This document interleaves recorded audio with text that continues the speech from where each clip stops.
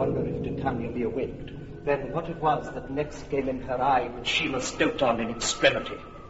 Here comes my messenger. Honor, mad spirit! Our mistress with a monster is in love. Near to her close and consecrated bower, a crew of patches, rude mechanicals, that work for bread upon Athenian stalls, were met together to rehearse a play, intended for great Theseus' nuptial day. The shallowest thick skin of that barren salt forsook his scene, and entered in a break. When I did him at disadvantage take, an ass's knoll I fixed on his head. When they him spy, away his fellows fly. When in that moment, so it came to pass, Titania waked, and straightway loved an ass. This falls out better than I could devise. But hast thou yet latched the Athenian's eyes with the love juice as I did bid thee do? I took him sleeping, that is finished too, and the Athenian woman by his side, that when he waked of force she must be eyed. Stand close. This is the same Athenian. This is the woman, but not this the man. It is Demetrius still pursuing Hermia through the wood. By mistake, Puck has anointed Lysander's eyes with the love charm, and as a result, Lysander is now in love with Helena. What hast thou done? Thou hast mistaken quite and laid the love juice on some true love sight. About the wood go swifter than the wind, and Helena of Athens wilt thou find. All fancy sick she is, and pale of cheer. By some illusion see thou bring her here. I'll charm his eyes against she do appear. I go, look how I go, swifter than arrow from a Tartar's bow.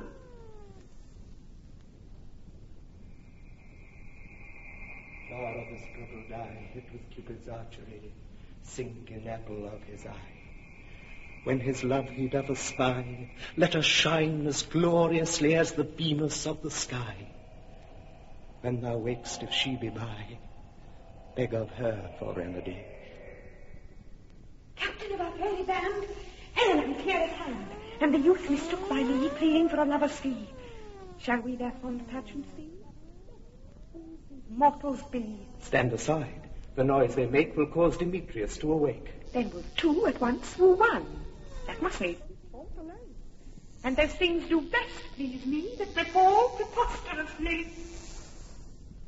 Helena, why should you think that I should woo in scorn? You do advance your cunning more and more, Lysander.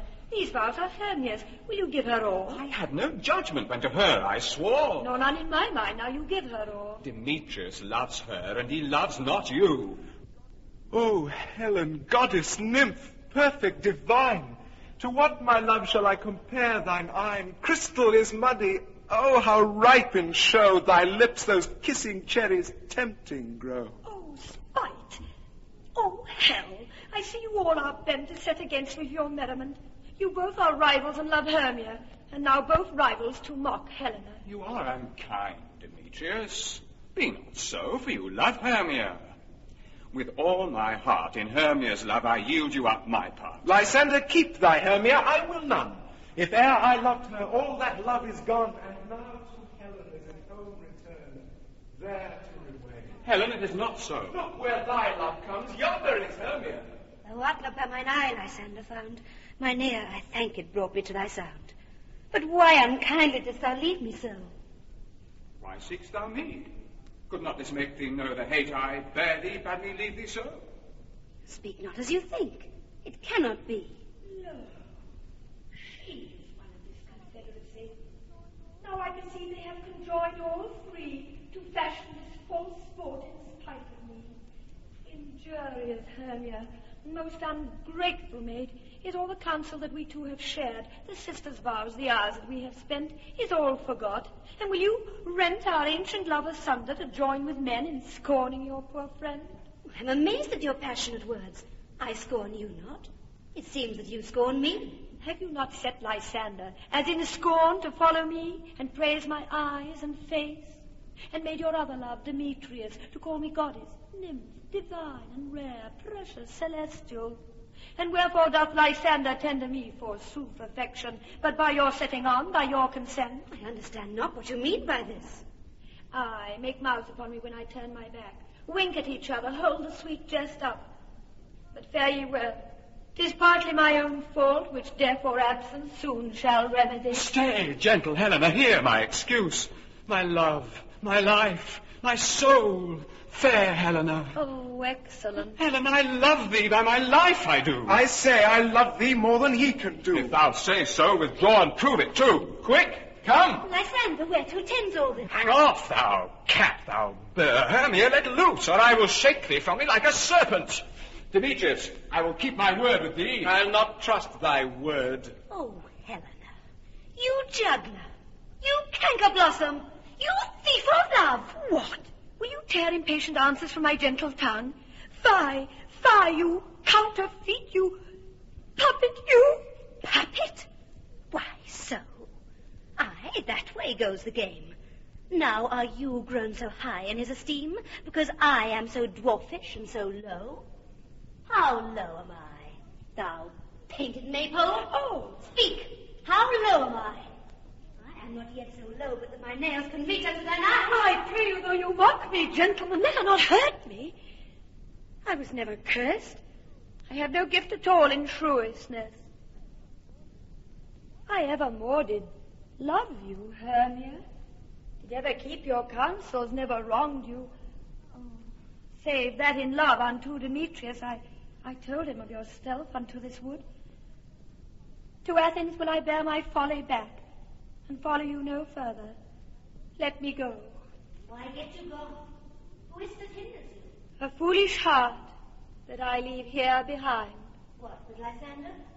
With Demetrius. Be not afraid. She shall not harm thee, Helena. Let her alone. Speak not of Helena, take not her part. For if thou dost intend never so little show of love to her, thou shalt abide. Then follow, if thou darest, to try whose right, or thine or mine, is most in Helena. Follow? Nay, I'll go with thee. Keep my job. You, mistress, all this coil is long of you. Nay, go not back. I will not trust you, I no longer stay in your cursed company. Your hands than mine are quicker for a fray. My legs are longer, though, to run away. I am amazed, and know not what to say.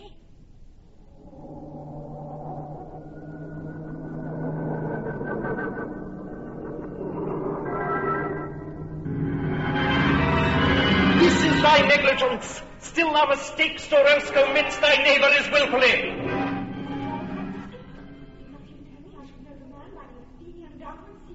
Thou seest these lovers seek a place to fight. I therefore, Robin, overcast the night. The starry welkin cover thou anon, with drooping fog as black as Acheron, and lead these testy rivals so astray as one come not within another's way. And from each other look thou lead them thus, till o'er their brows death counterfeiting, sleep with leaden legs and batty wings doth creep. Then crush this herb into Lysander's eye, whose liquor hath this virtuous property to take from thence all error with his might, and make his eyeballs roll with wonted sight. When they next wake, all this derision shall seem a dream and fruitless vision.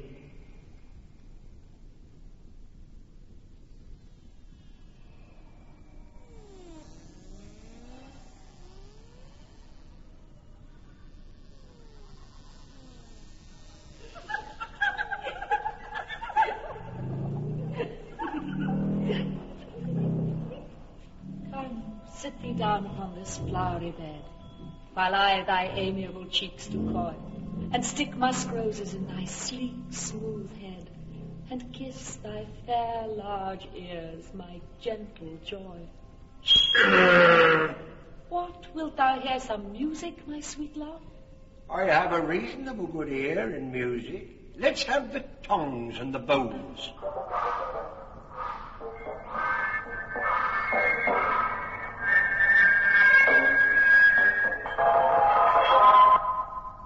Say, sweet love, what thou desirest to eat. Truly a peck of provender. I could munch your good dry oats. Methinks I have a great desire to a bottle of hay. Good hay, sweet hay hath no fellow. I have a venturous fairy that shall seek the squirrel's hoard and fetch thee new nuts. I had rather have a handful or two of dried peas. But I pray you, let none of your people stir me. I have an exposition of sleep come upon me. Sleep thou, and I will wind thee in my arms. Fairies, be gone, and be always away. Oh, how I love thee, how I dote on thee.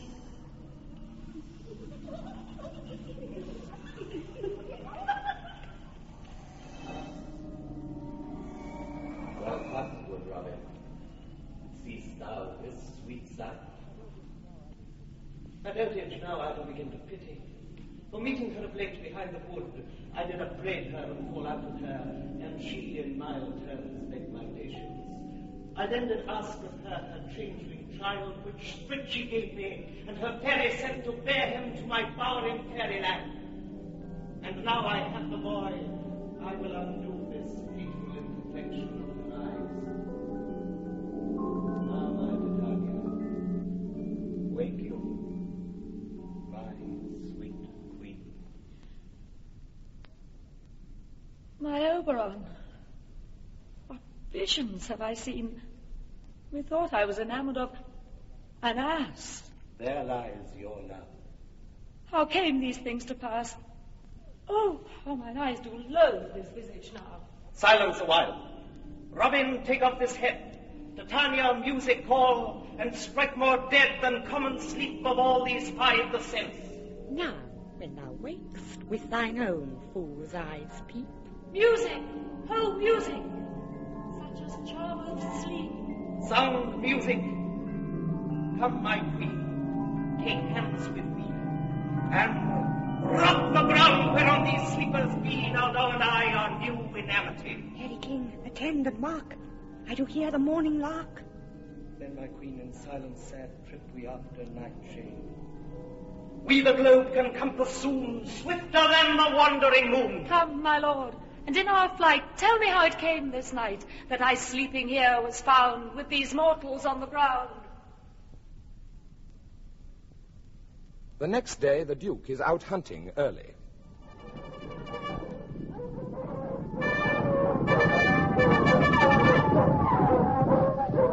Go, one of you, find out the forester.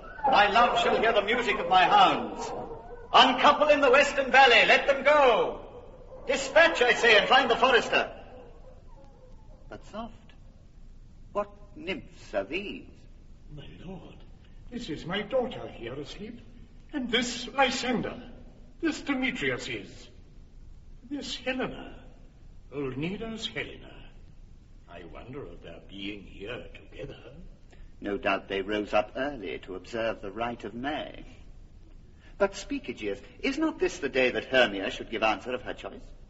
It is, my lord. Go bid the huntsmen wake them with their horns.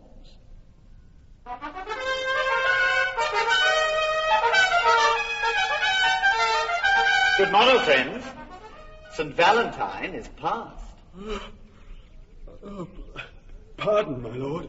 I pray you all stand up. I know you two are rival enemies. How comes this gentle concord in the world? My lord, I shall reply amazedly. Half sleep, half waking. I came with Hermia hither. Our intent was to be gone from Athens, where we might, without the peril of the Athenian law... Enough, my lord, you have enough. I beg the law upon his head. My lord, fair Helen told me of their stealth, of this their purpose, hither to this wood. But, my good lord, I wot not by what power, but by some power it is. My love to Hermia melted as the snow, and all the faith, the virtue of my heart, the object and the pleasure of mine eye, is only Helena. To her, my lord, was I betrothed ere I saw Hermia. Now I do wish her, love her, long for her, and will forevermore be true to her. Fair lovers, you are fortunately met. Aegeus, I will overbear your will, for in the temple by and by with us these couples shall eternally be knit. Away with us to Athens. 3 and 3 we'll hold a feast in great solemnity. Come, Hippolyta.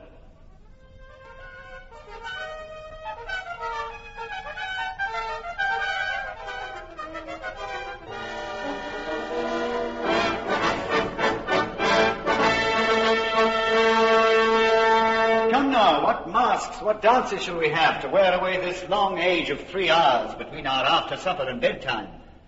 Where is our usual manager of mirth? Call Philostrate. Here, mighty Theseus. Say, what abridgments have you for this evening? What masque? What music? There is a brief how many sports are ripe. Make choice of which your highness will see first. A tedious, brief scene of young Pyramus and his love Thisbe. Very tragical mirth. Merry and tragical, tedious and brief. How shall we find the concord of this discord? A play there is, my lord, some 10 words long, which is as brief as I have known a play. But by 10 words, my lord, it is too long, which makes it tedious. For in all the play there is not one word apt, one player fitty. What are they that do play it? Hard-handed men that work in Athens here, which never laboured in their minds till now, and now have toiled their unbreathed memories with this same play against your nuptial. And we will hear it. No, my noble lord, it is not for you. I have heard it over. I will hear that play, for never anything can be amiss when simpleness and duty tender it. Go bring them in, and take your places, ladies.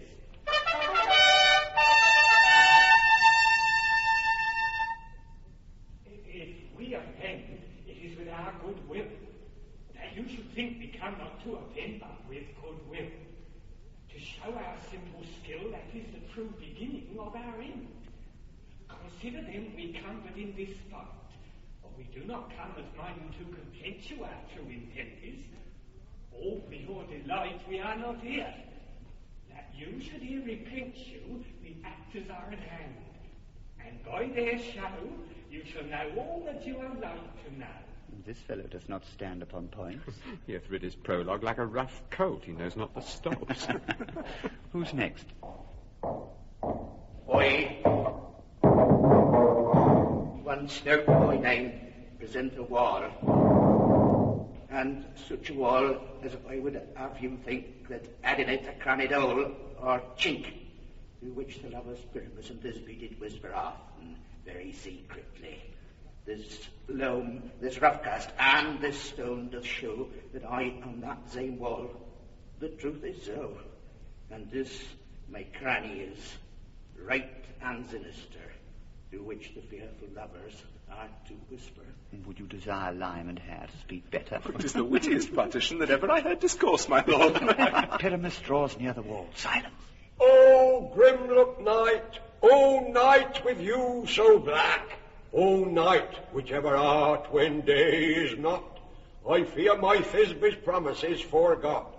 And thou, O wall, O sweet, O lovely wall, that stands between our father's ground and mine, thou wall, O sweet, O lovely wall, show me thy chink to blink through with mine eyne. Chink, chink. Oh. Thanks, courteous wall. Jove shield thee well for this. But what see I? No Thisbe do I see.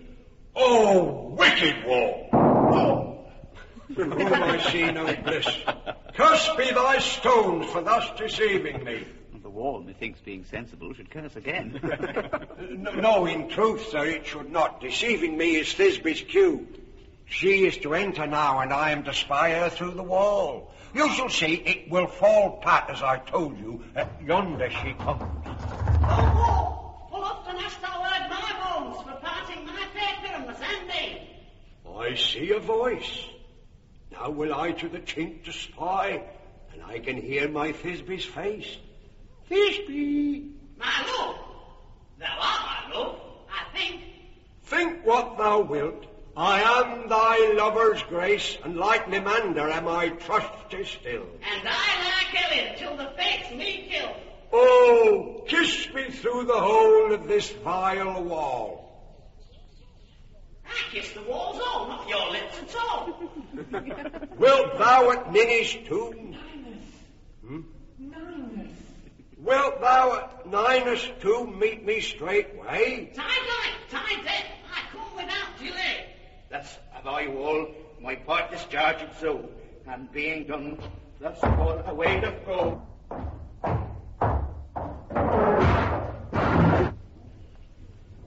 This is the silliest stuff that ever I heard. If we imagine no worse of them than they of themselves, they may pass for excellent men. Oh, here come two noble beasts in, a man and a lion. You ladies, you whose gentle hearts do fear, the smallest monstrous mouse that creeps on floor, may now perchance both quake and tremble here, when lion rough in wildest rage doth roar. They know that I, one Snug, the joiner am, a lion fell, nor else no lion's dam. A very gentle beast and of a good conscience. The very best of the beast, my lord, that e'er I saw. Let us listen to the moon. This lanthorn doth the ornate moon present, and myself, the man in the moon, do seem to be. Proceed, moon. Well, all that I have to say is to tell you that this lanthorn is the moon, and I the man of the moon. This thorn bush, my thorn bush, this dog, my dog. Why, all these should be in the lanthorn, for all these are in the moon. But silence! Here comes this bee. This is old Ninny's tomb. Ninus' tomb? Where is my love? Oh, Well roared, lion. Well run, Thisbe. Well shone moon. Truly the moon shines with a good grace. Well moused, lion. And then came Pyramus. And so the lion vanished. Sweet moon, I thank thee for thy sunny beams. I thank thee, moon, for shining now so bright. For by thy gracious golden glittering gleams, I trust to take of truest Thisbe sight. But stay, oh spite! But mark, poor night, what dreadful dole is here? Eyes, do you see? How can it be? Oh dainty duck, oh dear, thy mantle good, what stained with blood?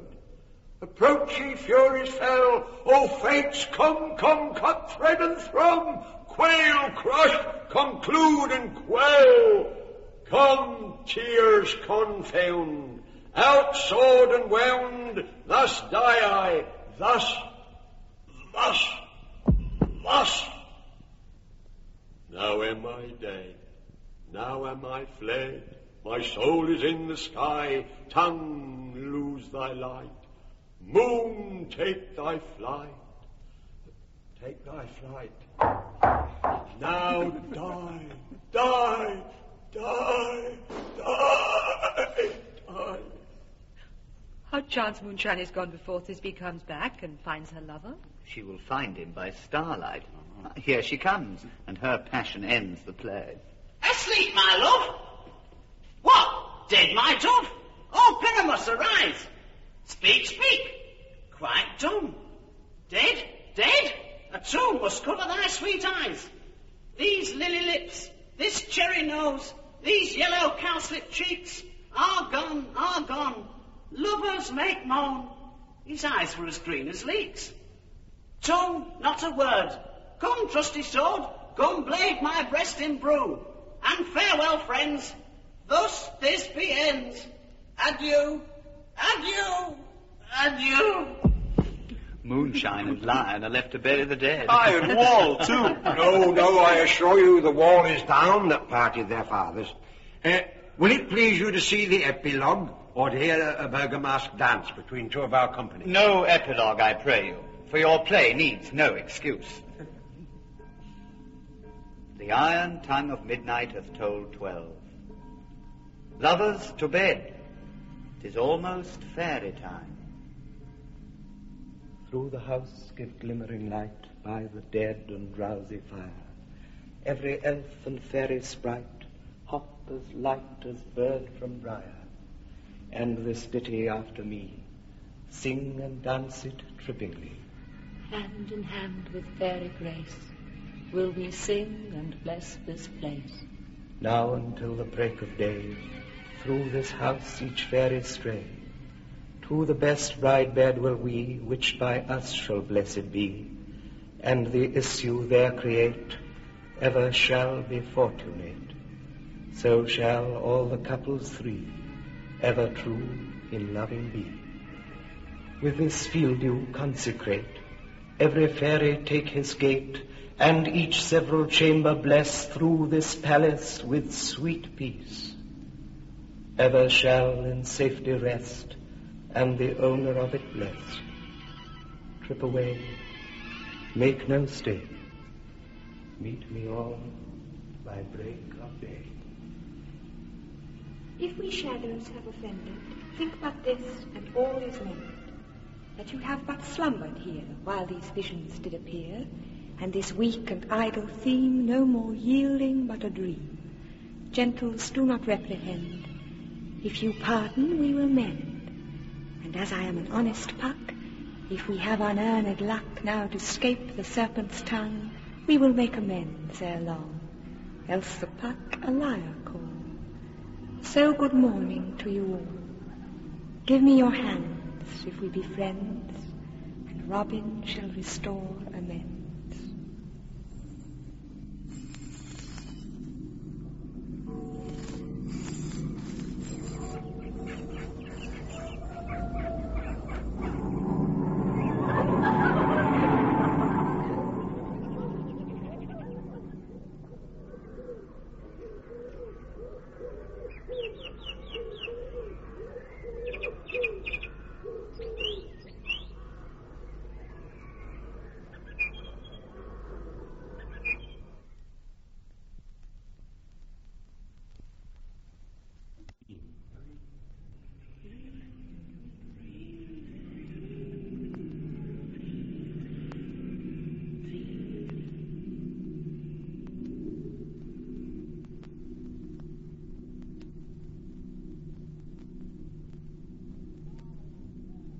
Now, fair Hippolyta, our nuptial hour draws on apace.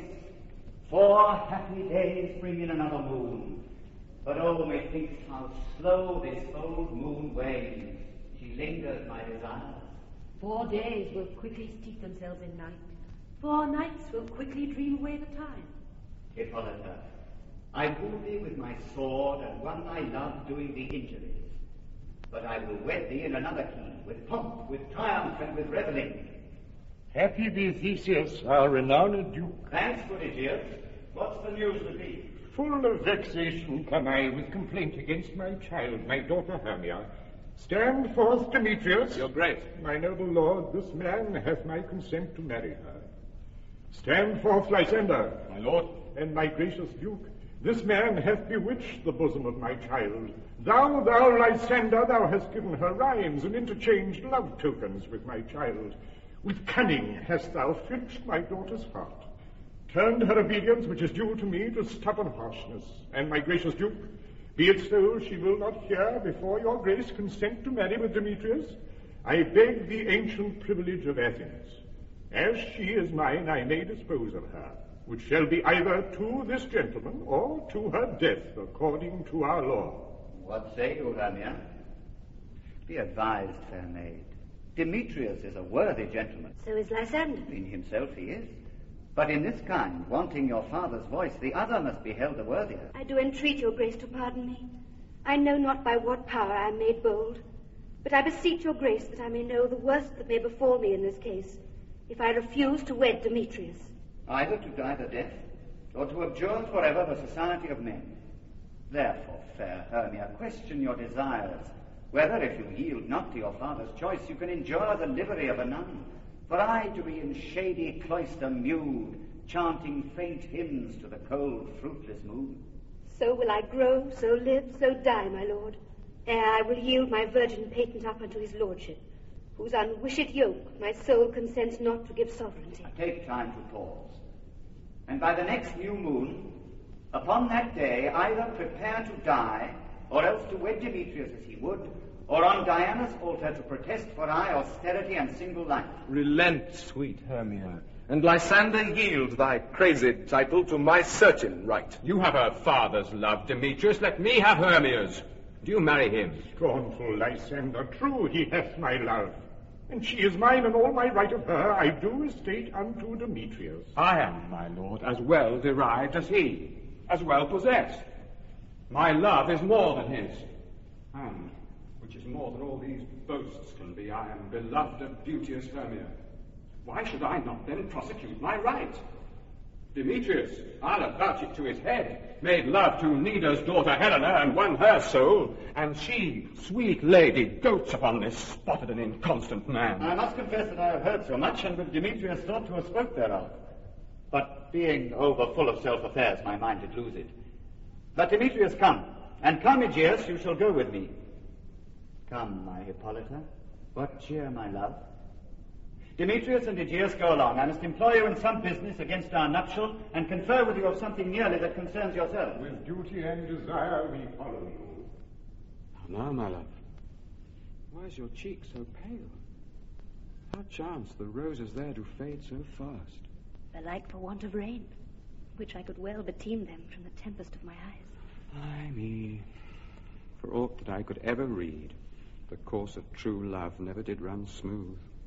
If then true lovers have been ever crossed, it stands as an edict in destiny. Then let us teach our trial patience. A good persuasion. Therefore, hear me, Hermia. I have a widow aunt, a dowager of great revenue, and she hath no child. From Athens is our house remote 7 leagues. There, gentle Hermia, may I marry thee. And to that place the sharp Athenian law cannot pursue us. If thou lovest me, then steal forth thy father's house tomorrow night, and in the wood, a league without the town, there will I stay for thee. Oh, my good Lysander, I swear to thee by Cupid's strongest bow, in that same place thou hast appointed me, tomorrow truly will I meet with thee. Keep promise, love. Look, here comes Helena. Godspeed, fair Helena. Whither away? Call you me fair? That fair again unsay. Demetrius loves your fair. Oh, happy fair. Your eyes are lodestars and your tongue sweet air, more tunable than laughter shepherd's ear, when wheat is green, when hawthorn buds appear. Oh, teach me how you look, and with what art you sway the motion of Demetrius' heart. I frown upon him, and yet he loves me still. Oh, that your frowns would teach my smile such skill. Take comfort. He no more shall see my face. Lysander and myself will fly this place. Helen, to you our minds we will unfold. Tomorrow night, when Phoebe doth behold her silver visage in the watery glass, decking with liquid pearl the bladed grass, a time that lovers' flights doth still conceal, through Athens' gates have we devised to steal. And in the wood where often you and I upon faint primrose beds were wont to lie, emptying our bosoms of their counsel sweet, there my Lysander and myself shall meet, and thence from Athens turn away our eyes to seek new friends and stranger companies. Farewell, sweet playfellow. Pray thou for us. Good luck grant thee thy Demetrius. Keep word, Lysander. We must starve our sight from lovers' food till morrow deep midnight. I will, my Hermia. Helena, adieu. As you on him, Demetrius dote on you. How happy some, or other some, can be. Through Athens I'm thought as fair as she. But what of that? Demetrius thinks not so. He will not know what all but he do know. I will attend on fair Hermia's flight. Then to the wood will he tomorrow night pursue her. And for this intelligence, if I have thanks, it is a dear expense. But yet in me I twill rich my pain, to have his sight thither and back again.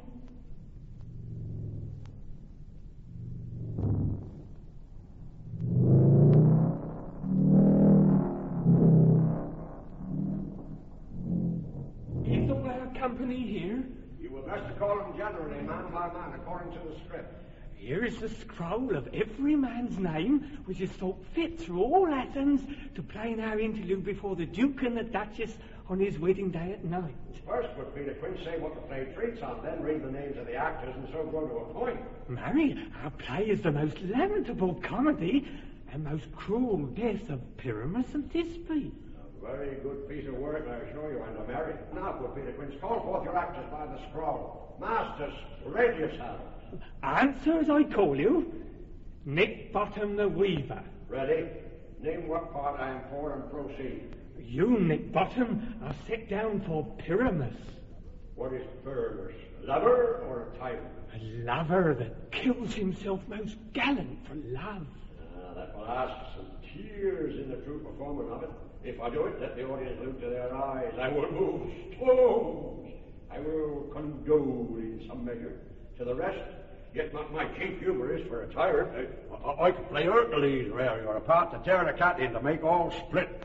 The raging rocks and shivering shocks shall break the locks of prison gates. Amphibious car shall shine from far and make and mar the foolish fates. This was lofty. Now name the rest of the players. Francis Flute. This is Hercules' vein, a tyrant's vein. Francis Flute. A lover is more condoling. Francis Flute, the bellows mender. Here, Peter Quince. Flute, you must take Thisbe on you. What is Thisbe? A wandering knight? It is the lady that Pyramus must love. Nay, faith, let me not play a woman. I've a beard coming. That's all one. You shall play it in a mask. And you may speak as small as you will. And I may hide my face. Let me play Thisbe too. I'll speak in a monstrous little voice. Thisbe, Thisbe. Ah, Pyramus, my lover dear. Thy Thisbe dear, and lady dear. No, you must play Pyramus and Flute you Thisbe. Well, proceed. Robin Starveling the tailor. Here, Peter Quince. Robin Starveling, you must play Thisbe's mother. Tom Stegg the tinker. Here, Peter Quince. You, Pyramus's father. Myself, Thisbe's father. Snug the joiner. You, the lion's part. Oh, and I hope here is a play fitted. Have you the lion's part written? I pray you, if it be, give it me, for I am slow of study. You may do it extempore, for it is nothing but roaring. Oh, let me play the lion too. I will roar, and I will make the Duke say, let him roar again, let him roar again. And you should do it too terribly. You would fright the Duchess and the ladies, that they would shriek. And that were enough to hang us all. Well, I grant you, friend, if you should fright the ladies out of their wits, they would have no more discretion but to hang us. But I will aggravate my voice so that I will roar you as gently as any sucking dove. I will roar you, and for any nightingale. You can play no part but Pyramus. Poor Pyramus is a sweet-faced man. A man as one shall see in a summer's day. A most lovely gentleman-like man. Therefore you must needs play Pyramus. Well, I will undertake it. But masters, now here are your parts, and I am to entreat you, request you, and desire you to con them by tomorrow night, and meet me in the palace wood a mile without the town by moonlight. There will we rehearse. For if we meet in the city, we shall be dogged with company, and our device is known. In the meantime, I will draw up a bill of properties such as our play wants. I pray you, fail me not. We will meet, and there we may rehearse most obscenely and courageously. Take pains, be perfect. Adieu. At the Duke's Oak we meet. Enough. Hold or cut those strings.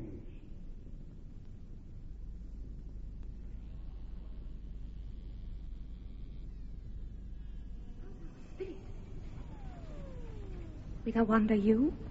Over hill, over dale, through bush, through briar, over pale, through flood, through fire. I do wander everywhere, swifter than the moon's sphere, and I search for orbs upon the green. The king has keep his revels here tonight. Take heed, the queen come not within his sight, for Oberon is passing fell and wrath, because that she is had a lovely boy stolen from an Indian king. She never had so sweet a changeling, and jealous Oberon would have the child, knight of his train, to trace the forests wild. But she, perforce, withholds the loved boy, crowns him with flowers, and makes him all her joy. And now they never meet in grove or green, by fountain clear, by spangled starlight sheen, but they do swear that all their elves for fear creep into acorn cups and hide them there. Either I mistake your shape in making quite, or else you are that shrewd and knavish sprite called Robin Goodfellow. Are not you he? Speaks aright. I am that merry wanderer of the night. I jest to Oberon and make him smile, and sometimes laugh I in a gossip's bowl, in very likeness of a roasted crab. And when she drinks, against her lips I bob, and on her withered dewlap pour the ale.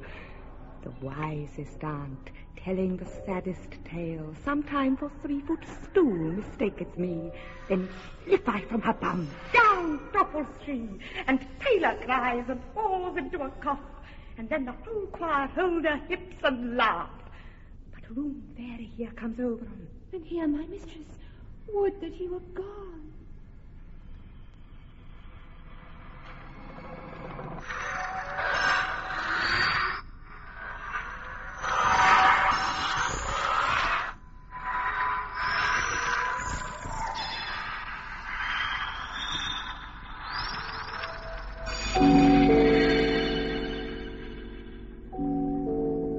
Ill met by moonlight, proud Titania. Jealous Oberon, fairies skip hence. I have forsworn his bed and company. Tarry, rash wanton. Am not I thy lord? Then I must be thy lady. Why art thou here, come from the farthest step of India, but the forsooth the bouncing Amazon, your buskined mistress and your warrior love, to Theseus must be wedded, and you come to give their bed joy and prosperity. How canst thou thus for shame, Titania, glance at my credit with Hippolyta, knowing I know thy love to Theseus? These are the forgeries of jealousy, and never since the middle summer's spring met we on hill and dale, forest or mead, by paved fountain or by rushy brook, or in the beached margent of the sea, to dance our ringlets to the whistling wind, but with thy brawls thou hast disturbed our sport. Therefore the winds, piping to us in vain, as in revenge have sucked up from the sea's contagious fogs, and the green corn hath rotted ere his youth attained a beard. The fold stands empty in the drowned field, and crows are fatted with the murrian flock. The seasons alter, hoary-headed frosts fall in the fresh lap of the crimson rose, and this same progeny of evils comes from our debate, from our dissension. We are their parents and original. Do you amend it then? It lies in you. Why should Titania cross her Oberon? I do but beg a little changeling boy to be my henchman. Set your heart at rest. The very land buys not the child of me. His mother was a votress of my order, and in the spiced Indian air by night, full often has she gossiped by my side, and sat with me on ancient yellow sands, marking the embarking traders on the flood, when we have laughed to see the sails conceive and grow big-bellied with the wanton wind. But she, being mortal, of that boy did die. And for her sake do I rear up her boy, and for her sake I will not part with him. How long within this wood intend you stay? Perchance till after Theseus' wedding day. If you will see our moonlight revels, go with us.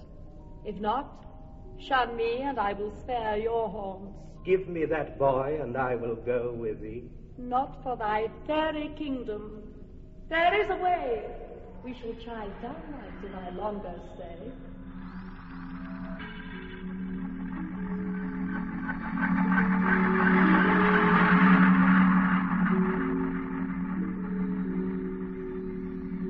Go thy way. Thou shalt not from this grove till I torment thee for this injury. My gentle Puck, come hither. Thou rememberest since once thou sat upon a promontory and heard a mermaid on a dolphin's back, uttering such dulcet and harmonious breath that the rude sea grew sibyl at her song, and certain stars shot madly from their spheres to hear the sea maid's music. I remember. That very time I saw, thou couldst not, flying between the cold moon and the earth, Cupid all armed. A certain aim he took, and loosed his love shaft smartly from his bow.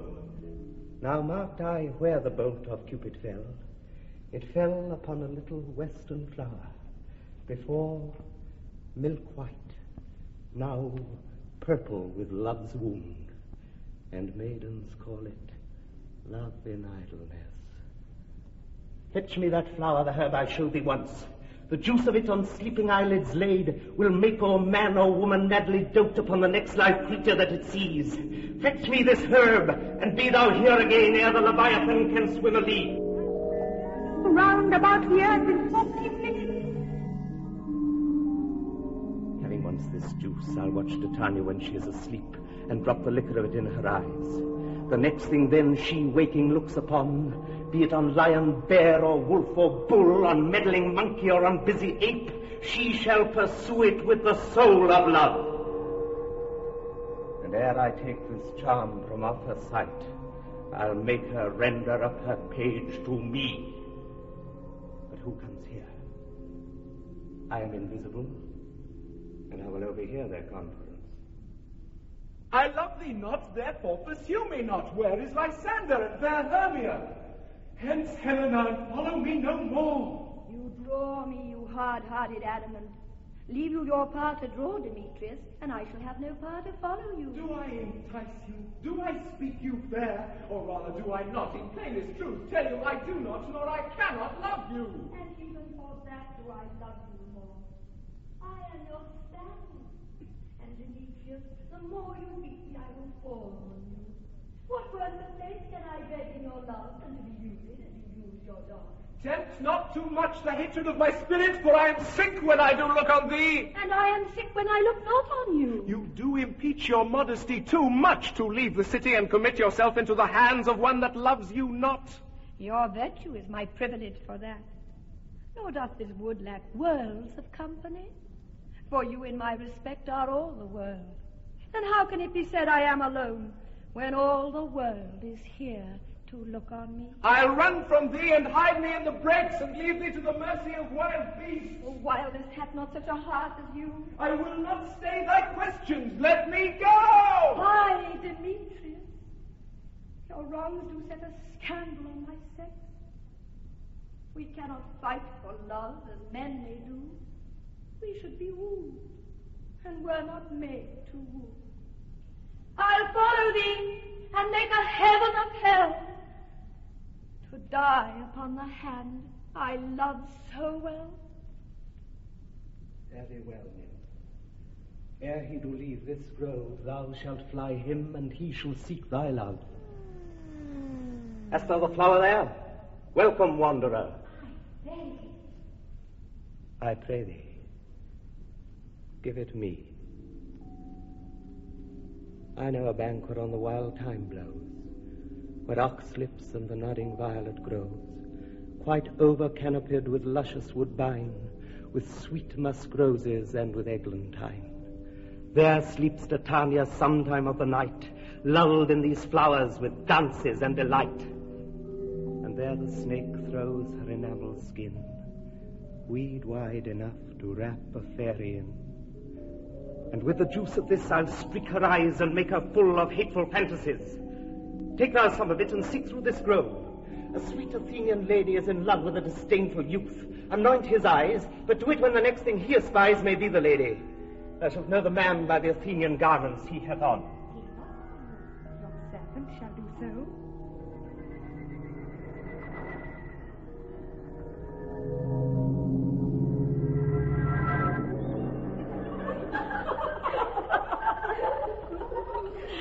Come now, a roundel and a fairy song.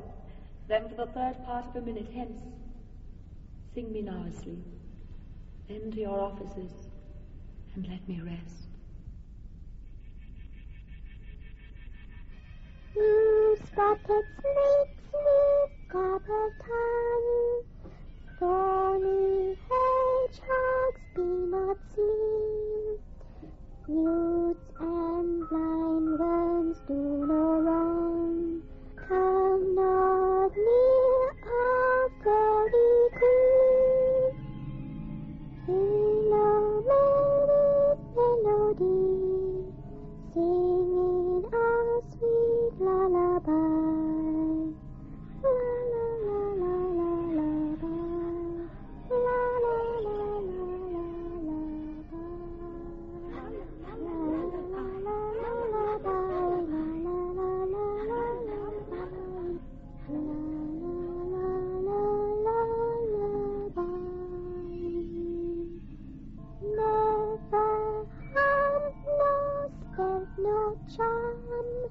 Come our lovely lady night, so good night.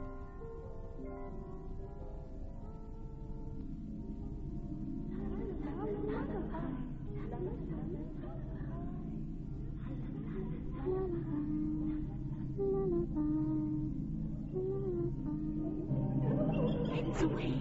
Now all is well. One aloof stands sentinel.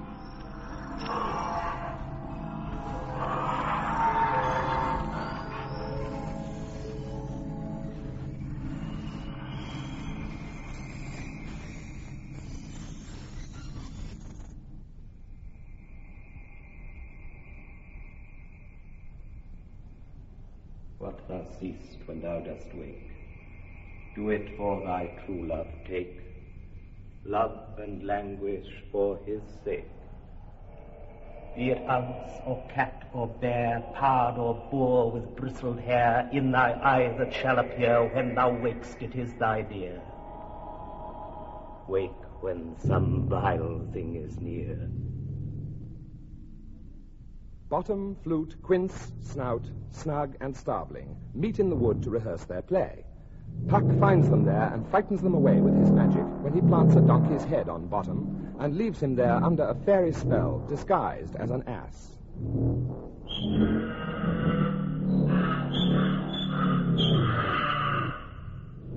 I see their knavery. This is to make an ass of me, to frighten me if they could. I will walk up and down here, and I will sing, and they shall hear I'm not afraid. The woozle cock so black a few, with orange tawny bill. The throstle with his note so true, the wren with little quill.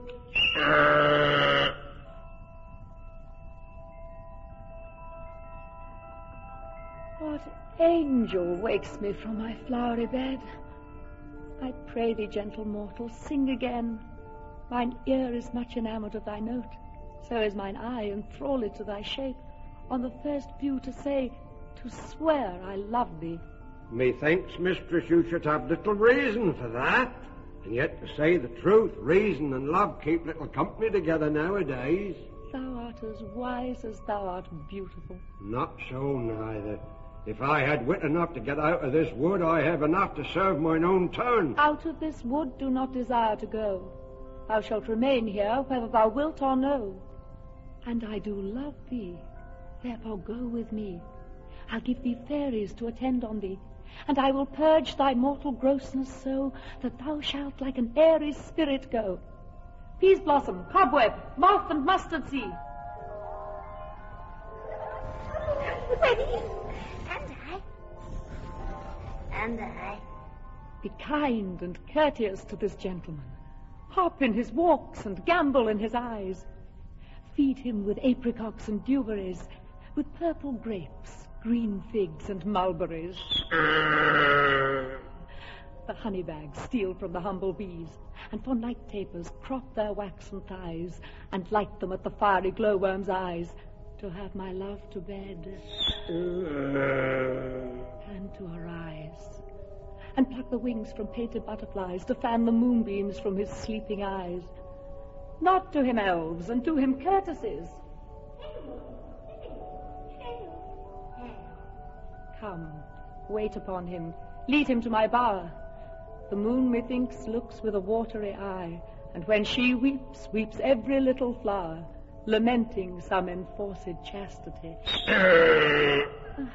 Tie up my love's tongue, bring him silently.